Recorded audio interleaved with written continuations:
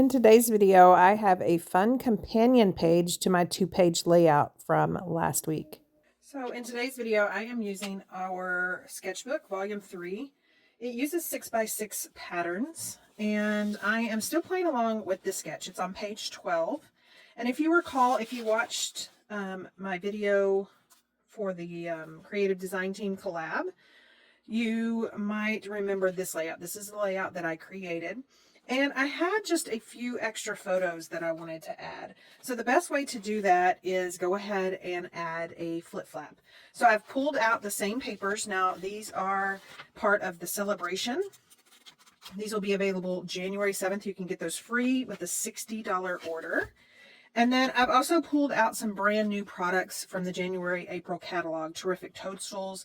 And this one comes with a punch. The bundle comes with a punch instead of a die cut. Now I've already cut my base pieces, and these are going to be 8x12. And then I'm also going to be using some 3x4 flip flaps as well, just to kind of add some extra photos for this one. Now this one is going to come together rather quickly. I'm just going to kind of mimic that 12x12 double page layout for these flip flaps. And then I think I have a whole lot of stamping already done and die cutting. Yeah, so I may need to do minimal stamping, but for the most part, that is done for me as well. So I'm going to clear most of this off, and then we can get started. I am going to bring out my Versamat. That way I can keep my pieces even, because this is going to be up against other patterns in that, or other measurements in that layout that I'm doing, or that I already did. And so that way I can make sure that my pieces are the same. If you don't have a Versamat, just bring out your other layout and you can lay them out like that. So like I said, I am going to mimic those other layouts. So I've already cut my pieces. Now keep in mind, remember that this sketchbook deals with 6x6. So of course this paper collection, the Toadstool Garden, is a 6x6 paper collection. But if you don't have 6x6, just cut your favorite 12x12 into 6x6 measurements, or you can see here some are small. So I am going to lay these out and then start attaching them to this 8x12. I am going to be building the side that is going to look like this. The side that when it's open, it's going to be on the right hand side. And so I want it to mimic this right layout.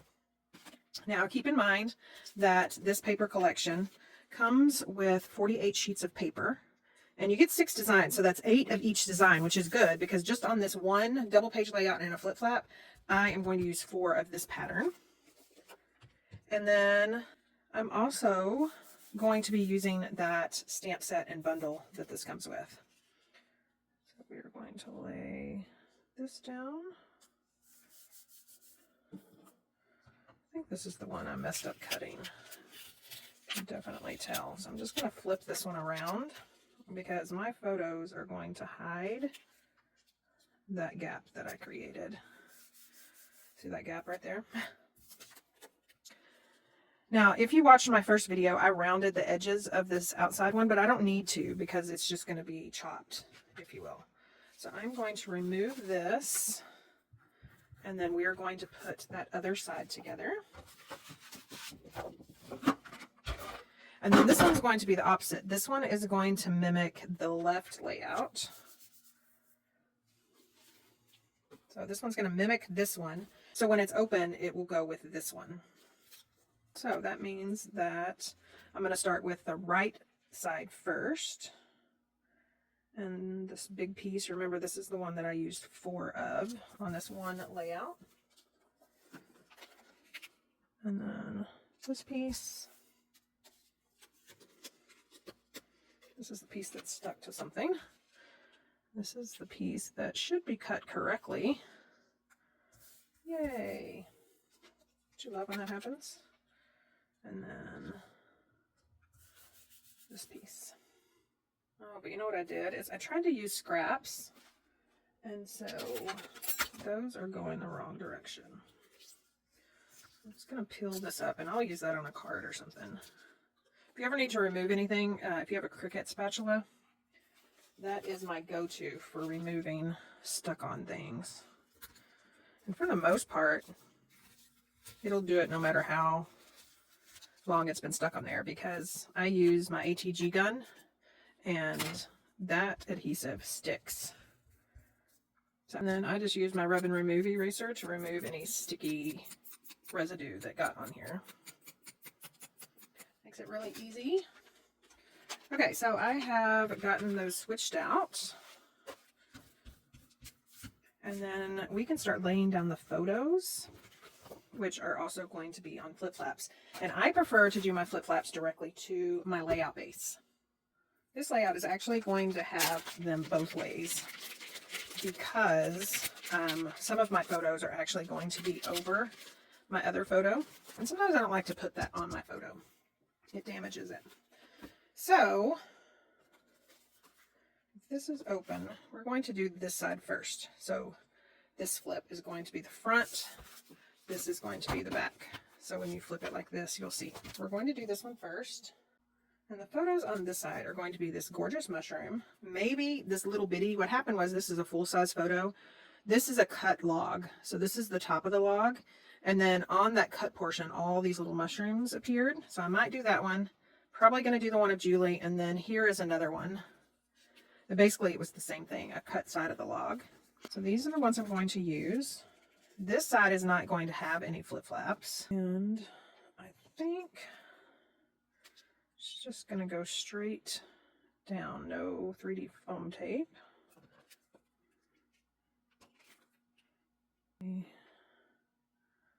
Space that out just a little bit better. And that's what I'm thinking right there. I'm going to go ahead and do the doodle lines that I did on these layouts. So if you can see how I did the heartstrings, I'm going to go ahead and do them on this layout before I start doing my embellishments. And they just go edge to edge.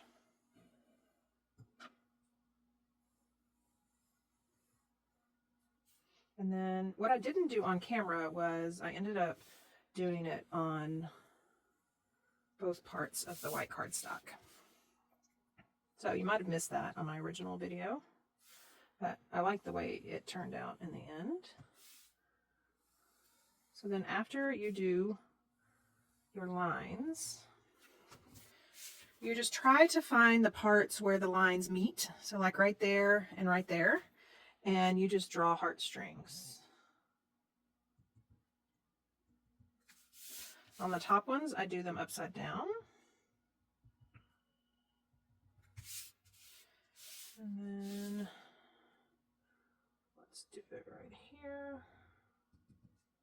I also try to kind of space them out. So see where I have left and right? That one is kind of in the middle. It's not directly underneath. And then on this side is going to be kind of hard. I might have to just draw one right there. Okay, so we have that, and then we can start embellishing. Now, for my embellishments, remember that this layout is going to be directly across from this one. So, see how I have this grouping down here, and then I have a little bit of grouping down there? So, I either want something right here or right here. I really don't want it back down here. Although I could, that's an open spot, but I think I'm going to add some more journaling stickers right there.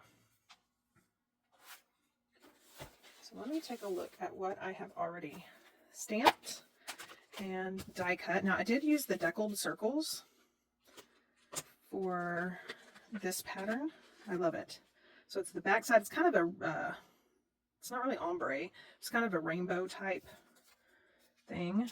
So I have several of those sizes, and they're the smaller sizes that are left. And then I've already stamped some mushrooms and some stems, so I can pull those out. And I like this one a little bit better. If you want to know how I stamp these, make sure you go watch that other video that I did. It has all the stamping in there. So I'm just going to fussy cut this one out, and then also fussy cut one of those out. Like I said on my other video, this fussy cutting is totally different than what I usually do, because when I usually fussy cut, I leave a tiny white border so it mimics a sticker. This one, because I use the punch on those mushroom caps, a punch didn't allow for the white border. And so of course I want everything that's fussy cut out to mimic that. So that one's the stem for that larger one. And then let me go ahead and cut one of these. So see, it's a good thing I went ahead and stamped all these. I debated on my last video, but you know, when you already have all your inks out and your images on a block, it just makes sense to go ahead and do all your stamping while you have all of that out. Okay, I am going to start by edge distressing with gray granite. That's what I did on the last one. And I'm just going to sponge around these circles. It's just going to make them pop a little bit more. And then I'm also going to sponge around the little mushroom top. I mean the mushroom stems, not the tops. And if you watched my other video, I did not ink distress any of these pattern papers.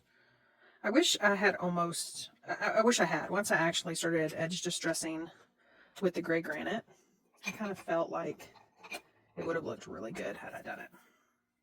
Okay, so we are going to build it right here, I believe. And I actually think I'm going to make this kind of go off the page for a couple of reasons. Number one, I have this big, huge element right here, and I don't want to mimic that. Plus, I have this big, huge mushroom right here. So I do want something right here, but I want it on a smaller scale.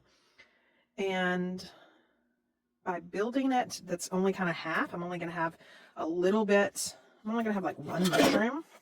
I'm going to cover up that heartstring, but I'm also going to draw another one somewhere else. But by only having half of one of these deckled circles to use, it's not going to look weird that I only have one mushroom.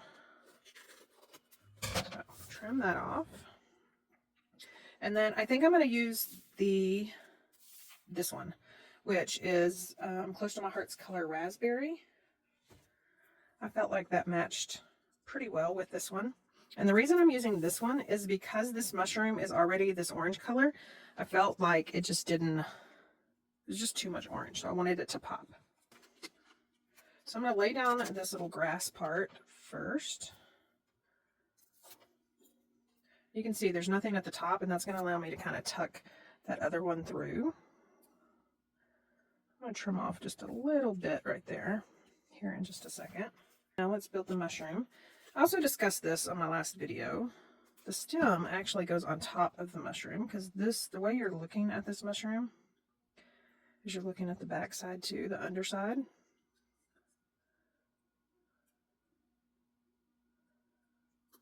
So we've got that. I'm going to put just a little bit of adhesive right there, and being that I tore off this, I'm going to put adhesive on that, on those dimensionals too.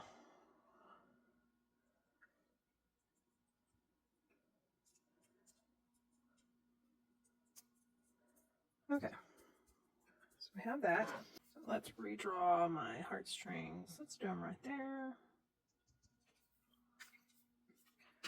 And then I can put some of the embellishments, the little sequins. Now these are the purple adhesive back sequins from the Sale-a-Bration, and I used the clear ones. And I loved how they looked against these purple and pinks. There's two sizes. So I'm going to use a couple of large and one small. And that'll take care of some of the empty space right there. And then we can add some journaling lines. Now I have my strip stickers from Close to My Heart. If you don't, I prefer the 3/8 inch. So if you don't, you can either just print off your computer, your journaling. If you prefer to handwrite like I do, then you can just cut 3/8 inch of cardstock. So I'm just going to cut down through 3 of those. And that is what I'm going to use down here. Oh. So I guess they need to be a little bit shorter than 4 inches. I write big. So I prefer the 3/8 inch. And then you can also back these on cardstock if you want. Makes them pop just a little bit more, like coordinating cardstock. I'm going to stagger this one and then come back with this third one way over here.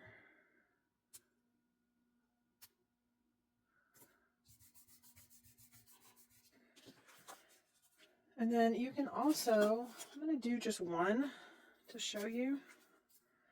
Actually, I'll do it on here. So sometimes after I do my journaling, if there's enough room, then I go ahead and I add just a simple frame around here, which also makes it pop. But I usually like to write first, and then that way I kind of know if I need to break my frame up. It's a little bit easier to do so if the journaling's already there.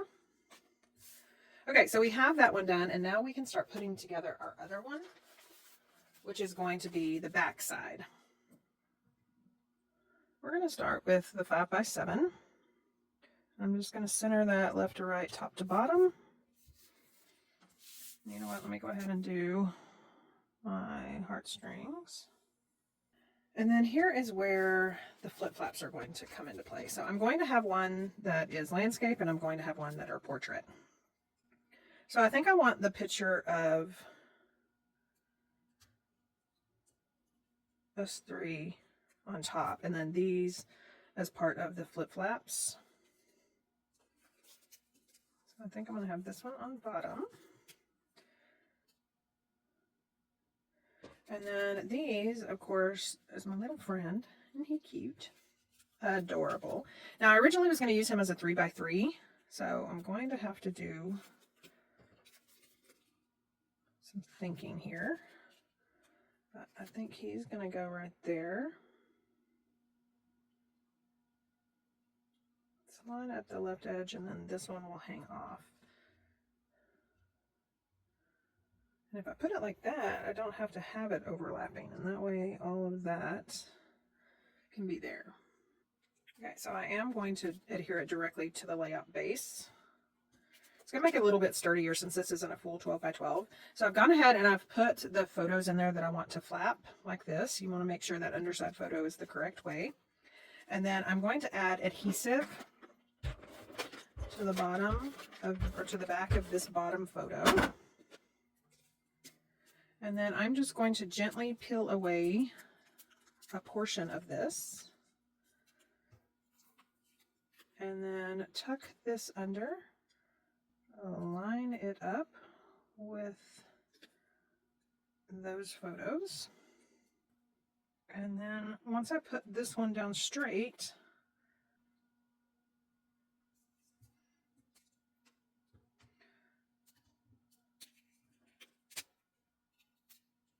it's a little bit crooked, so let me just straighten it up. And then I'm going to peel away this. And then I'm going to come in and use my bone folder just to make sure it's really adhered down to that base. Again, you can do it on the top of your layout if you want, on the top of your memory protector. I just prefer to do it. It gives a little bit more stability to do it this way. Okay, at some point my camera stopped recording. So I did decide that I'm not going to be able to put a flip flap on my layout base for this one because it's just too crowded. It's going to interfere with this one. So I'm going to put this flip flap on my memory protector. And I've gone ahead and adhered that one down, and then here is how that flip is going to look once it's on there. And I'll do that here in just a second. So for this big open space, I am going to use some more of the thickers that I used on my double page layout. So I've already got my title, but I loved this word that just said together. And I also feel like it's dainty enough that it's not going to take away from the photo. It's going to allow you to kind of see the trees and the sky. And I am going to put that right there. I also like this right here because here are the four girls that handled business and kept up with each other. And then here are the laggards right here. So even though we're not all in this photo, I was able to snap this photo because we were behind them. And then here's Andrea and Janice and I. So I'm liking that. And I don't think I'm going to put any of the stamped mushrooms. So here's what it's going to look like when it's open. So you have that embellishment. So the only place I think that it would be right here. Okay, so I do think I am going to. I took pictures of it without all of that stuff, and I like it. I am going to do another one of the cut-off ones. So we're going to go right there. We're going to come in with this with some dimensionals on the back of it. And then same thing with that toadstool cap. So I think that that is going to look cute. So let me trim this off right quick. Add some more of these sequins.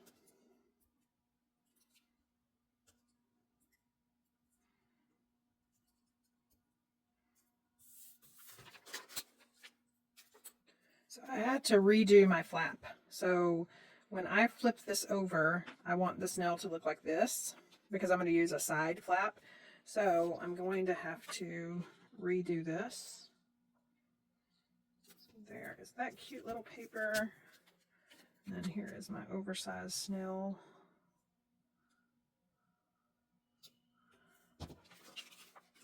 And then see, it's going to go like this. So we'll just slide him in there. And then there we go. So let me pull the 8x12 flaps.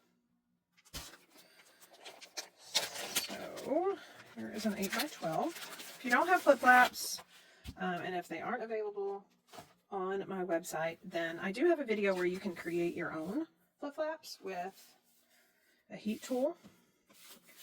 So we want this one in the front, this one on the back.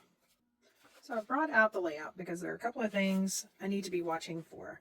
So remember that we want, when this one is open, we want this one on top. So it kind of goes with this one, and then this one. And I'm going to have my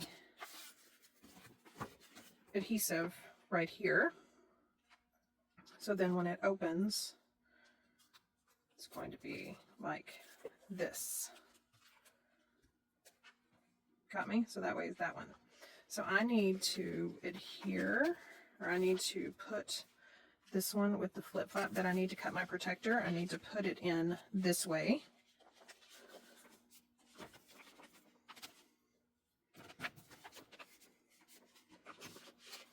And you need a wax pencil, you know, or a photo pencil is what they used to call them a long time ago, and a steel ruler. And I am just going to mark that right there. And then you also need an X-Acto knife, a silent setter, and a mat. So now I am going to, actually, you know what, I'll just leave that in there. I'm going to get my mat and my steel ruler and my X-Acto knife, and I'm just going to cut along that line.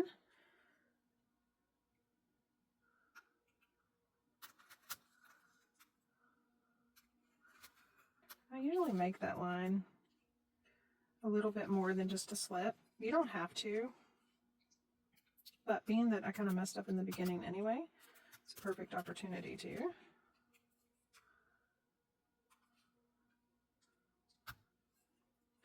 So we've got that, and then you're going to get your silent setter, and you're going to punch holes in both of the ends. So a silent setter, a long time ago when eyelets were popular, that's what these were used for. So I usually like to use kind of the middle size right there. So you're just going to put it at the end of your slit, and it helps it from not, oops, it helps it to not keep running. You know, kind of like if you used to wear pantyhose, or if your mom used to put fingernail polish at the end of a run, so the hose wouldn't just keep running. That's basically what this does. Pull that away, and then we can get an eraser, and you just make sure that that line is erased. Okay, so we are also going to put this one in.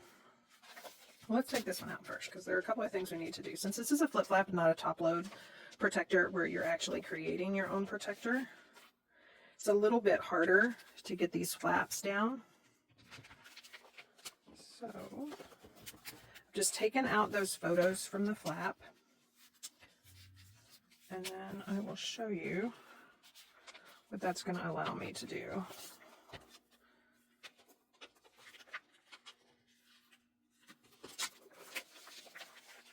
I was like, what is that?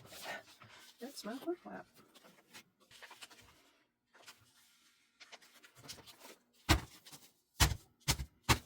Okay, so now that this flip flap doesn't have any pictures in it, it's going to allow me to just kind of tuck that in through here and pull it out. With a top load memory protector that you cut down the size, as you're sliding it down in, you just put those in there. So it's a little bit easier. And then for this little guy right here, we're going to use a side flip flap so it doesn't interfere with that. We're going to put him like this, and then we are going to line the bottom photo up with these top photos and make sure the mat matches. And then we can pull that back. So now that doesn't have dots in it because I used my bone folder. So now let's see how this is going to look when it's open and in my album after I do my journaling. So this is going to be adhered right here. So when this is open, it's going to be like that, or shut rather. And then when this is open, it's going to be like that. So it will get adhered down to this one, I think. I may try to actually adhere it down to the holes of the memory protector.